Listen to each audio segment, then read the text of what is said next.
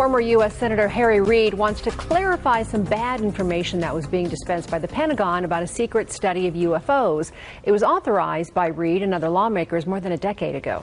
The UFO study was kept quiet until about 2 years ago, and since then, a lot of misinformation has surfaced about the purpose of the study and who worked for it. Senator Reid sat down with the I-Team's George Knapp for an exclusive interview.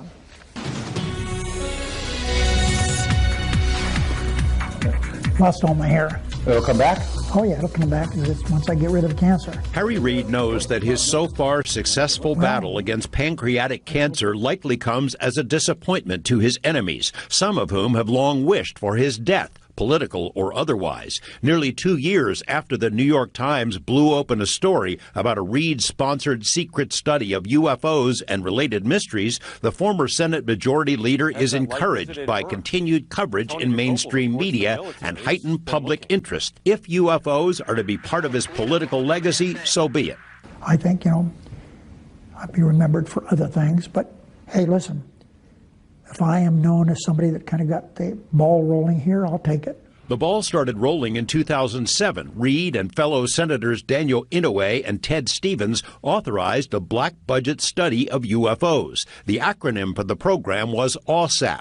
In 2008, a contract was awarded to Bass, an offshoot of Bigelow Aerospace. $22 million was spent over 3 years. Since the New York Times story broke, Pentagon spokespersons have provided multiple conflicting statements about both OSAP and its successor, a smaller effort known as ATIP. In some statements, the Pentagon has denied the programs had anything to do with unidentified flying objects. Reid says the UFO mystery was always the primary focus, starting with the very first meeting he had with a scientist from the Defense Intelligence Agency.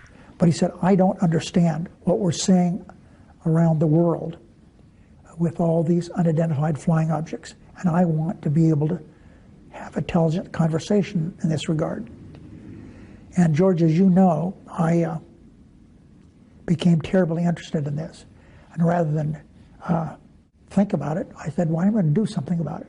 Reid says there is no mention of space aliens or flying saucers in the program names or documents, nor did they use the term UFO, in part because those words and names carry so much baggage. The senator says no one can say for sure where these mystery craft originate, which is why he initiated a study in the first place. In 2009, Reid tried to get the Pentagon to turn ATIP into a special access program, a more classified operation, in part because he wanted to connect with other secret programs that may or may not have hard evidence of UFOs, including materials or technology recovered from crash sites. One reason I did that is there's always this rumor, some people say that there are some public corporations that have materials that we should look at. Now, I wanted to make sure that that was valid or not valid. But I couldn't get, Defense Department wouldn't approve it. Reid adds he was encouraged earlier this year when the U.S. Navy announced it plans to make it easier for its pilots to report UFO encounters. And he's glad his former colleagues in Congress have received closed-door briefings from military officials about UFO encounters. But, well, let them say something about it. I'm tired of all this. They're getting briefings and all that. Let them step up to the plate like I did and do something publicly. George Knapp, 8 News Now. And wouldn't that be interesting? Well, Senator Reid says he continues to receive occasional briefings about UFO investigations. Among his recent visitors, Bill and Hillary Clinton, former Pentagon intelligence officers Lou Elizondo. Former Nevada Senator Harry Reid says he's enthusiastic about reaction to a once secret study of UFOs that Reid and congressional colleagues authorized more than a decade ago. The last 2 years have really seen an explosion of interest in UFOs among mainstream media, but there's been pushback from conspiracy enthusiasts and some military officials. Reid gave an exclusive interview to the I-Team's George Knapp to try to clear up some misinformation. When Bill and Hillary Clinton came to Las Vegas in May to speak to a large audience on the Strip, their first stop was at the Henderson home of former Senate Majority Leader Harry Reid. It's the same path followed by many Democratic politicians and presidential candidates who visit Nevada, seeking guidance from the retired but still crafty senator. Reid and the Clintons share an interest in a controversial subject: there's a whole fleet of them. UFOs. As a presidential candidate in 2016, Hillary Clinton vowed to open up the Pentagon's UFO files. And when Bill Clinton was still president, Reid asked him about UFOs during one White House visit. Someone else who had an interest in this that you discussed it with is Bill Clinton. I don't know, we can now talk about this maybe? Bill is one thing about President Clinton. No one can ever say that he wasn't smart. He is and was an extremely intelligent man.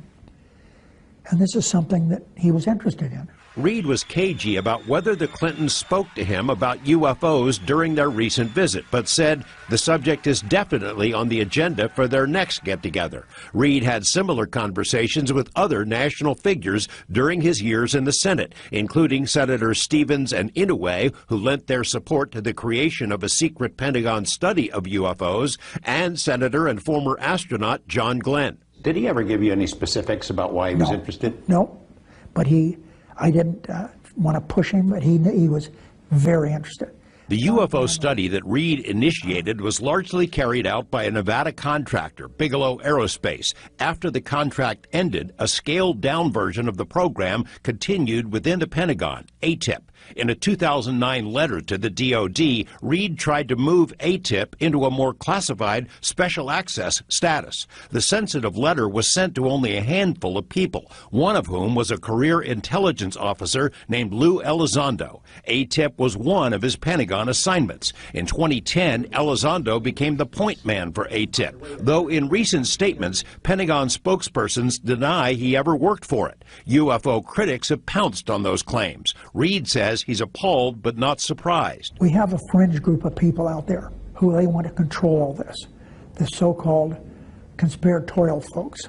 They don't want anybody that's based on facts being involved in this. So what do? They go online and try to belittle Elizondo and me and anybody else that's trying to do it a scientific way. Elizondo is a man with a great record serving our country, and people should leave him alone. And one thing about him, he's not backing off, and I appreciate that very much. Would you say definitively that he was working for ATIP trying to figure out this UFO stuff? That's one of the things he did, yes. Yeah. Although the Pentagon says ATIP ended in 2012, Reid has been informed it is ongoing with greater resources than it had before. The U.S. Navy's announcement that it will encourage UFO encounter reports by pilots and others is a key development, Reid says, an indicator the subject is no longer taboo or a career killer.